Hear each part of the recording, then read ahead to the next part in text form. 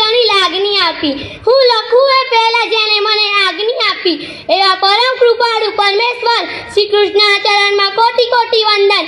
અસ્તુ ઉપસ્થિત ભાવિ પેઢીને સુધારનાર વિદ્યાર્થી, વડીલો, ગામજનો, મહેમાનો તથા મારા શિક્ષકો, તેમને પણ ગોહેલ મીરાબેન મનોજભાઈના સતત વંદન. બુદ્ધિશાળી ગણો તો માણસ વ્યસન કરે છે અને પોતાની મોતને નોતરે છે. તેટલા માટે કહેવત છે કે ઊંટ મૂકે આંકડો, બકરી મૂકે કાંકરો, પણ બુદ્ધિશાળી ગણો તો માણસ કશું નથી મૂકતો ને છેવટે ઝેર પણ પીવે છે. આ નશો છે ને એક જાતની સજા છે, ખબર છે? કારણ કે નશો કરવાથી આપણે ડિપ્રેશનમાં આવી ગયા છે અને શ્વાસ લેવામાં તકલીફ થાય છે, અને વધુ કહો ને તો કેન્સર જેવી મોટી બીમારી થાય છે. આ સદી એક જ્ઞાનની સદી, આ સદી વિજ્ઞાનની સદી, પરંતુ એવું પણ નથી લાગતું કે આ સદીને જાગૃતતાની સદી પણ થવું જોઈએ. પ્રાચીન કાળમાં આ જ દેશને સુવર્ણકાળ તરીકે ઓળખવામાં આવતો હતો, તો આજ મારા દેશને એવું શું થઈ ગયું કે એક વિકસિત દેશ તરીકે પણ નથી ઓળખાતો? આનું કારણ ખબર છે? આનું કારણ એ છે કે આપણે દર વર્ષે સ્વતંત્ર દિવસ ઉજવીએ છીએ અને કહીએ છીએ આજે મારી દેશની આઝાદીના આટલા વર્ષ પૂરા થયા, પણ આજે પણ આપણો દેશ એક બંધનમાં છે. તે બંધન છે વ્યસનનું. જો પ્રાચીન કાળની વાત કરું ને તો વાત પહેલી જ આવે કે પ્રાચીન કાળમાં આપણા ઘરે કોઈક મહેમાન આવે ને તો તેમનું સ્વાગત દૂધ, દહીં, છાશ, શરબત આપીને કરતા હતા, અને અત્યારે આપણા ઘરે કોઈક મહેમાન આવે ને તો તેમનું સ્વાગત વિમલ, મસાલા, ગુટકા, મિરાજ, તમાકુ વગેરે આપીને કરીએ. અને આપણે મહેમાનને ના આપીએ તો મહેમાનને પણ ખોટું લાગી જાય. આ મહેમાન પણ મનમાં વિચારે કેવો વ્યક્તિ છે, બીડીનો પણ ભાવ નથી પૂછતો.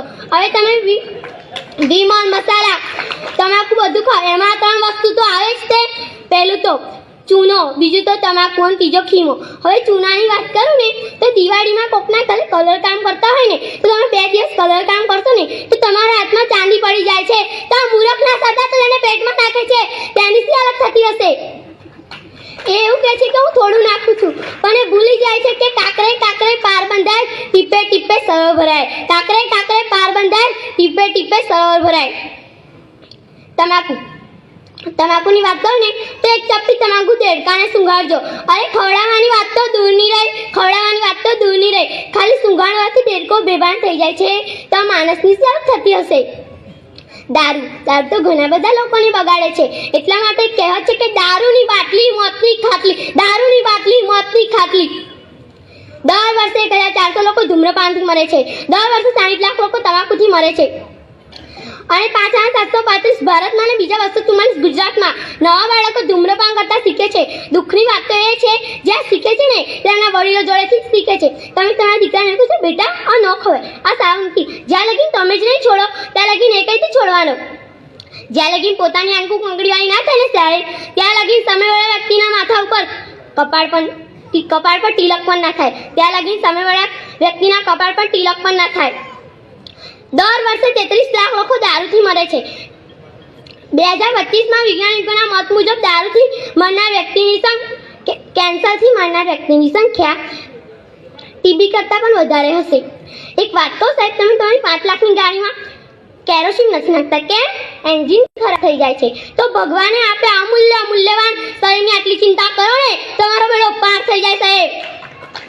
મેં પૈસાની તંગીના કારણે કેટલાક બાળકોને ભણતર છોડતા જોયા છે, પણ એ જ પૈસાની તંગીના કારણે મેં કોઈને વ્યસન છોડતા નથી જોયા.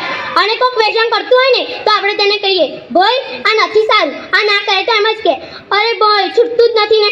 અરે સાહેબ, નાનું બાળક હોય ને 1.5 વર્ષનું તે ચાહે ને તો પોતાની માનું ધામ ભૂલી શકે છે. તમે તો મોટા છો, તમારાથી આ વ્યસન નથી છૂટતો. તમારા શરીર પર તમારા એકલાનો અધિકાર નથી. તમારા માતા, પિતા, પત્ની, બાળકો બધાનો અધિકાર છે. ભલે દુનિયા માટે તમે એક વ્યક્તિ છો, પણ તમારા પરિવાર માટે તમે આ દુનિયા છો. આ તો નજરોના ખેલ છે ને નજરિયાની વાત છે. આ તો જિંદગી છે મારા દોસ્ત, જ્યાં પલભરની રાત ઉપર ચાંદની રાત છે. પણ જીવો તો એવું જીવો કે આ પલભર પણ જતા રહ્યા, બાકી જીવવામાં હજી પણ ઘાટ છે. અસ્તુ.